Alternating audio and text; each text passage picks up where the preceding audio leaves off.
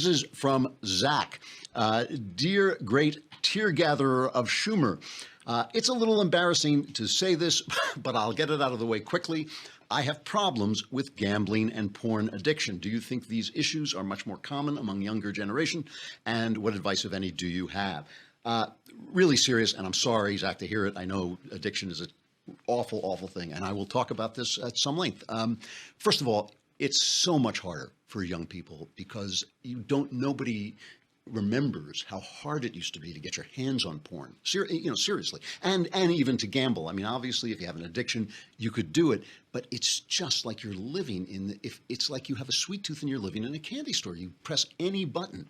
I remember when the internet first came out, I was trying to look up a word for a part of the foot for a novel I was writing. I wanted to describe a part of the foot, and I typed it in, and foot porn came out. I thought, I didn't even know there was foot porn. It's just so easy to get, and you press a button, and you don't even realize you've crossed into the zone.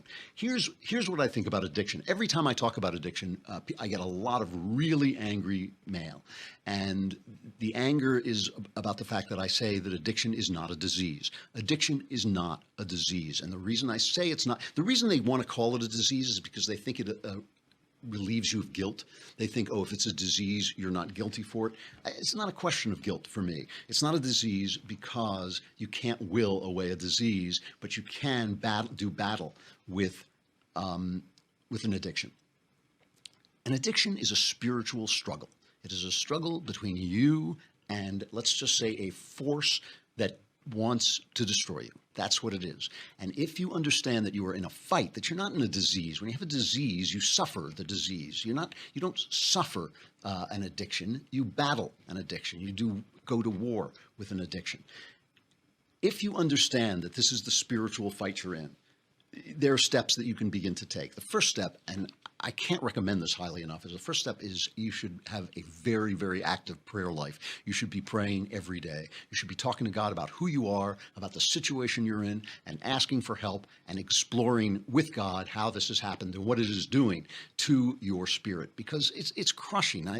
Any addiction is crushing. It's deadening. It's just a terrible thing, and it estranges you from yourself. This is not you. This is not you doing this. This is something that is happening to you that you are struggling with. It's like a disease of the will, if you want to say it that way. Try this. Just try it. Because I have had to break certain kinds of addictions, and this is the way. This is something that has worked for me. So I can't promise you it'll work for you, but it has worked for me. If you are in prayer and if you are talking to God about it, figure out how long you think you can go without indulging in these addictions. And I would link the addictions together. I wouldn't give up one. I'd give them up at the same time. But think about how long you can go without indulging in these addictions. Maybe it's a month, maybe it's a week, maybe it's an hour. I don't know what it is, but you decide. Set a time that's a little bit longer than that. So let's just say, for discussion's sake, you can go a week without indulging in your porn addiction. Go for 8 days.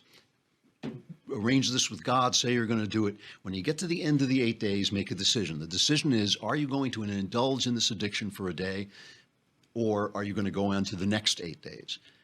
If you're going to indulge in it for a day, then go on to the next 8 days.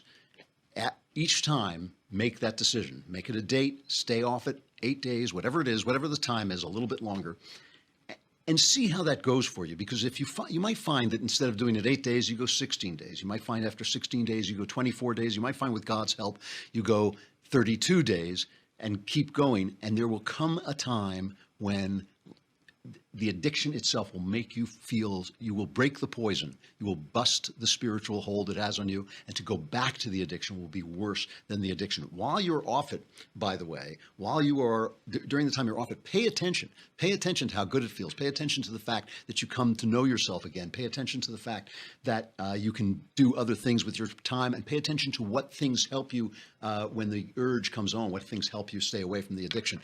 I wish you the best of luck with this. Let me know what happens. Send an email back. And don't forget, this is one thing Alcoholics Anonymous knows. You cannot do it alone. It is not in man's power to seize back his will, but with God's help, you can actually do it, I swear.